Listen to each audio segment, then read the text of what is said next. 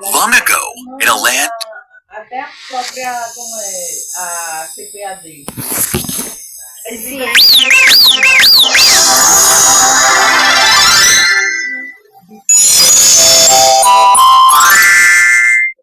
Tá gravando, né?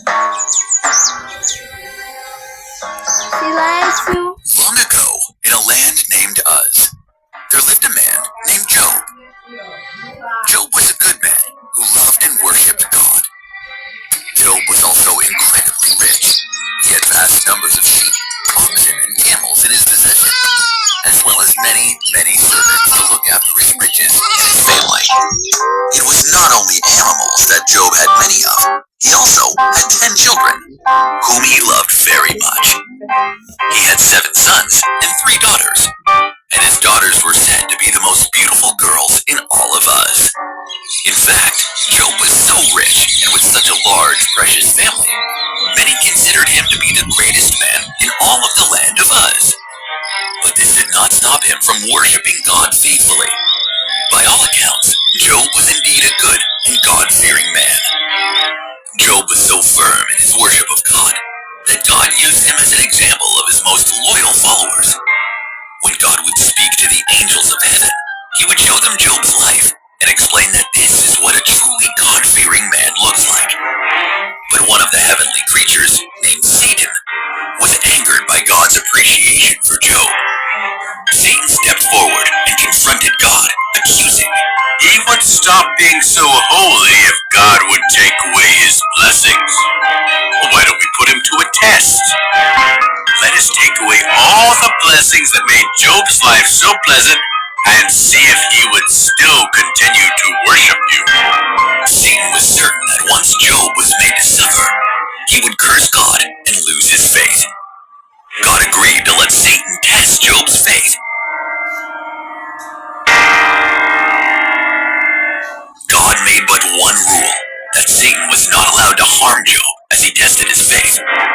Satan agreed and got to work putting Job's worship to the test.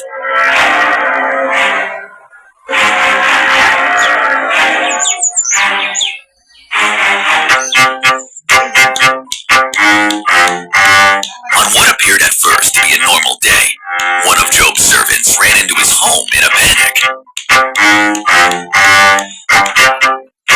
Master, I have terrible news. All of the oxen have been stolen, and the servants looking after them were killed. I am lucky I was the only one to survive. But before Job could even respond to this terrible news, another servant rushed in with news. Master, I have come with terrible news. A fire broke out and killed all of the sheep. What? No! It seemed as though the worst had already happened. Both of these terrible events in one day. But no, Satan's test for Job was far from finished. A third servant rushed into Job's home. Master, I come bearing terrible news. Enemies came and stole all of your camels and killed all of the servants who were looking after them. I came here right away to tell you. It might seem like nothing could be worse than this, but for Job the worst was still yet to come. A fourth servant entered, bearing the worst possible news of all. Master, I am so sorry to be the one to tell you this. Your children were at a feast when a mighty gust of wind came out of nowhere and blew the walls of the building down. They are dead. Everybody expected Job to curse God for bringing such a terrible fate to him. In one day, he lost his entire wealth and his family. Most men would lose their faith in such a moment and get angry at God, but not Job. Instead, he accepted that this was the decision God had made for him. God gave me all I had, and so God has the right to take it away. If this is his will, let it be. Satan could not believe that even though he had taken everything from Job, Job still refused to curse God.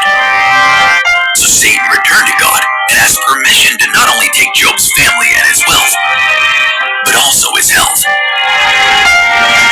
Let sickness make him sick, so sick that he is unable to stand on his own. I will prove that then he would lose his faith in you then. God allowed Satan to make Job sick, but with one rule. Satan was not permitted to kill Job. Satan agreed to this rule and prepared to test Job even further.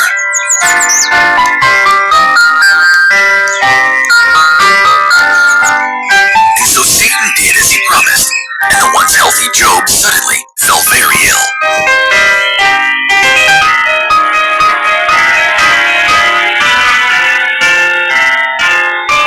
His body grew covered in horrible sores and felt terribly weak. The sores became very bad and itched and burned like fire.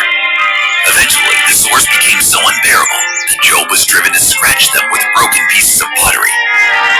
Yet even then, he did not turn to curse God. Even Job's wife could not understand his patience with God. She asked him what was wrong with him. Why wouldn't he curse God for sending him this terrible fate? Whatever I had was given by God. If this is his will, then let it happen. But no, Job refused to cave in. Eventually, even Job's friends began to turn against him. They sat with him for several days in silence, until eventually they spoke to him. They tried to come up with possible reasons for which God was punishing Job in this awful way. Surely, Job must have done something terrible to upset God.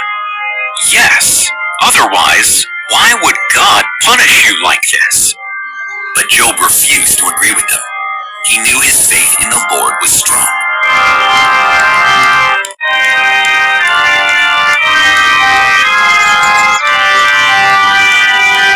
I know that my faith is strong.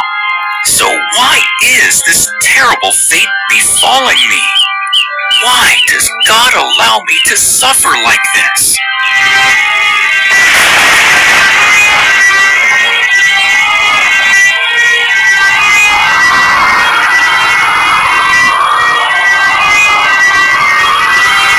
And so the Lord spoke to Job, appearing before him in a great storm cloud.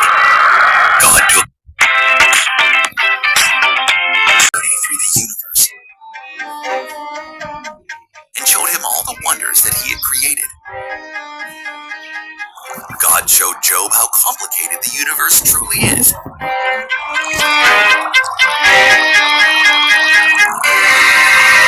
Job, as a human, could never understand God's work. Only God can understand the reasons why things happen the way they do. And it's nobody's place but God to understand why bad things must happen.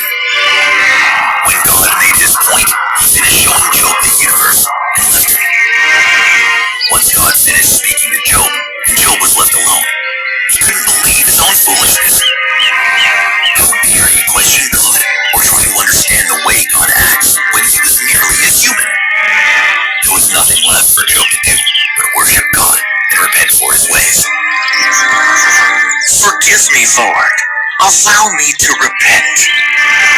You are the Almighty, and it is not my place to question why good or bad happens in this world.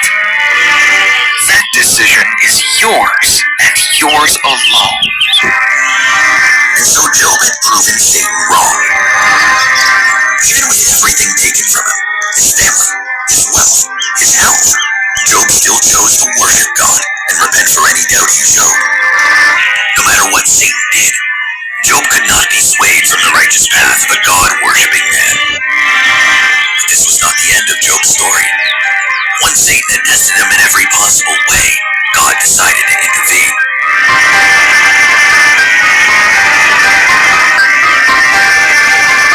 God healed Job's terrible illness, returning his strength, and curing the awful sores that tormented Job day and night. At last, Job felt relief from his illness. But God was not finished with Job yet. Although he had allowed Job to lose everything, God was not going to allow Job to stay poor, sick, and lonely forever. In fact, God returned everything to Job that he had taken from him in double.